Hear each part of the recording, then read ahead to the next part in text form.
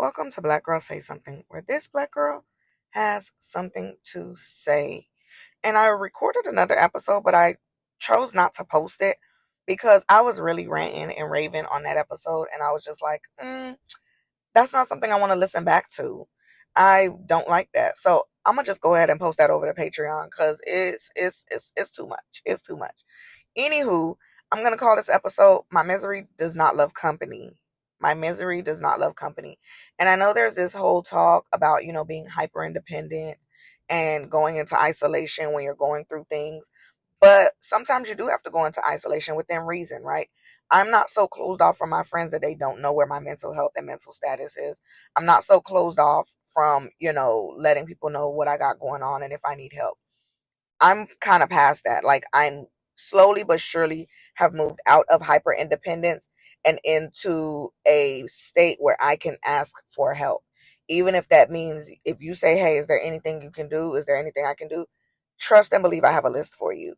And it's going to be of the monetary type because income is not running steadily over here. There is no steady flow of income. To be quite honest with you, you cannot meet because I'm so financially disciplined.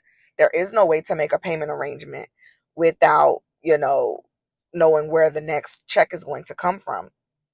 And so, even in me being in a state of asking for help, I try to apply for some assistance through, uh, a local organization to help me find work and things like that. And one of the questions I asked them, which lets me know I'm too far gone in the process of asking for help, because one of the questions I did ask them was, what is your projection with helping people find work who have the education? I don't necessarily need the education assistance. I don't need childcare. My kids are older. What is the projection? And she's like, it's still up to you to find a job. You know what? Don't worry about it. I've been doing it this way. Y'all don't really have any resources that are set aside for somebody like myself. I've been attending y'all job fairs. Nobody has been calling back. Quite frankly, even when you follow up with the people and you get their business card, they're literally ghosting you. So I'm giving out resumes upon resumes and they're ghosting, right? And so when I say my misery does not like enjoy company, the reality is my friend did invite me out for Mother's Day and I told her I don't have the extra money to do this like day trip situation. But the harsher reality is while I don't have the extra money, I don't have any money at all. So in all of the great things that I have accomplished with the over the past month, kind of like since this year started, creating courses, selling courses, pitching courses, being asked to go to speaking engagements, a lot of that stuff not gonna pop off till the summer. A lot of things not gonna pop off for me till August. Even if we need a recession indicator, I'm hosting 65% off all frames on my business at topnotcheyes.com. Ain't nobody buying glasses, y'all. That is a recession indicator. I have a number of people who had reached out to me to let me know their glasses broke, and I specifically created this sale to help them. They like, oh, I ain't got it right now. You know what? You ain't had it then and you ain't got it now. I understand because I ain't got it either. That's why I'm doing a sale. And so when I say my misery does not like company, I'm not in so a space because it is miserable. It is miserable not having, you know, the steady income that you would like. It is miserable knowing that summer is coming and I have not one thing planned for the summer. My children, we always create this summer bucket list. And while we didn't cross everything off on our list, my son started a new therapist. He's telling the therapist the plans that he has for his birthday, and mama ain't got not a fund for those plans. Right? Last year he went to New Orleans for his birthday. He was like, if we could run that back, he would greatly appreciate it. I'm like, I would greatly appreciate it too. But I haven't even told. I'm not even in a place to tell my children what's the reality. Remember, our moms used to be struggling and buggling, and we just say no. And they used to be when they used to. My mom, I don't know about nobody else's mom, but my mom used to get really nasty and really mean.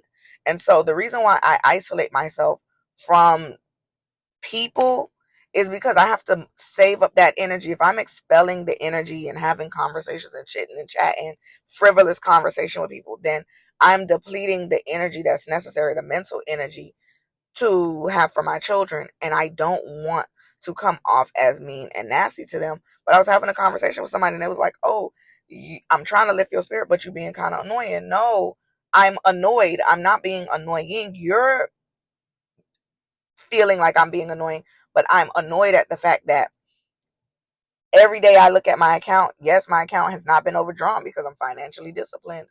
But let's be honest, if I'm going to go to Five Guys to just sit in my car and eat a little $20 burger, that $20 is not going to make or break a bill.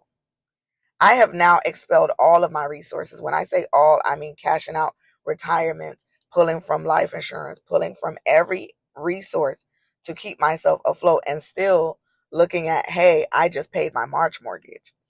So again, my misery does not need company. If you are going to be in space of companion with me in misery, you should be asking, how can I help you? Like, that is the reality. Thoughts and prayers are cute, but thoughts and prayers don't get the bills paid. Praying that I find a job, that's cute. But here's the thing. The job, I'm not even getting interviews. I'm applying, I'm not even getting interviews. So when I say my misery does not love company, I know some people, they be so down bad about people. I'm still even being able to uh converse with my friends about what issues they're having at their jobs and help them problem solve and help them do this. I'm doing a great work for everyone else, but I'm not seeing that great work come to pass for me, right? I'm able to teach courses. I'm hosting a course right now called Healthcare is Politics.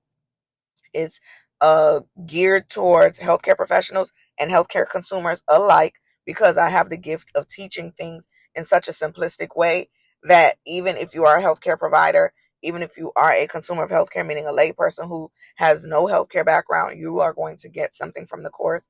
I'm still showing up. I'm still having the podcast. I'm still creating content. I'm still momming. I'm taking care of my kids. I'm not able to, when they say about being high functioning and depressed, the reality is for me, what is the goal of depression? Because it don't seem like I'm going to be able to get nothing done. And I like to get things done. So I don't have the opportunity. I'm not afforded the opportunity to curl up in my bed for 2 days, right? That is not necessarily how things work for me. I don't have, you know, people who consider me outside of the fact of me asking for help. I don't have that. So if I get up every morning, I'm taking my kids to school, there's nobody saying, she deserves to sleep in today. Let me take the kids to school. I don't have that. So my misery does not enjoy company.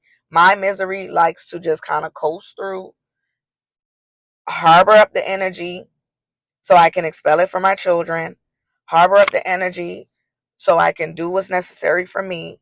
I don't have time to be frivolous in expelling of my energy, which means conversations that are not fruitful in nature. I'm still having to take calls and people want to consult me about, speaking engagements, and the business phone is ringing, but it's not ringing for money. And, you got to answer these phone calls and it's fraud, and you got to be on hold with the department of whatever for hours on end because they assume you don't have anything to do. They want you to, hey, we want you to come here today at this time. How long am I going to be there? Oh, we're not sure. Prepare to be here for a couple of hours. Well, I got to pick my kids up from school. Remove me from this list, because y'all not really considering the fact just because someone doesn't have, is not gainfully employed doesn't mean they're not doing anything. So there's that. I've been really in my homemaker state lately, so that's been really cool. Like cutting up fruit, and I bought a big old watermelon from the watermelon man on the corner, and I cut it up for my kids, and we made some watermelon juice and stuff like that. I cut up some mango. It's in the freezer this weekend. I'm gonna make them some mango ice cream this weekend. They have their award ceremony / dance. So my son's own they're both on the same day, but my son's own is a little earlier in the day. My daughter's own is a little later in the evening. She's also starting her swim certification.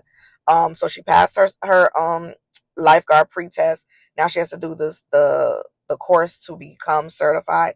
So that's what I'm looking forward to for the summer. So when I say my misery doesn't love company, I still have things to celebrate. I still have things to enjoy. I still have things to live for. I am moving past a lot of the drama. And I made a joke to somebody the other day, and I said, I'm still not divorced. So I have to outlive this whole divorce situation, because the last thing I need is for me to pass away and now he's widowed me. Oh no. Oh no. So I gotta outlive this divorce, right? I gotta outlive it. I gotta get on the other side of being divorced. I'm not gonna pass away and be like, I was in the middle of a divorce. And because statistics show that hypertension and heart disease and all of that runs more prevalent in Black women, I'm taking it one day at a time. And what that looks like for me is my misery has to not want company. My misery has to kind of be in isolation so that I can consume, so that I can consolidate my energy so that this way my energy is not being expelled in ways that is frivolous and that is not conducive to helping me get out of misery, right? I'm here to celebrate everyone's good news. I'm here to congratulate everyone. I believe in good things for those that believe in good things for me because I believe in good things for myself. Anywho, something resonated with you. Share this episode with at least one person. Remember, Black Girls Say Something airs an episode every Friday, 1 p.m. Eastern Standard Time, wherever you listen to podcasts. Subscribe to the Patreon because I've been a little bit more active over there. And that's where this Black girl has even more to say. So, subscribe to the YouTube, follow us on TikTok, like us on Facebook. Just really and truthfully, if you could interact with the links in the description of this episode, I would greatly appreciate it. And until next time, remember, this Black girl has something to say. Thank you for listening.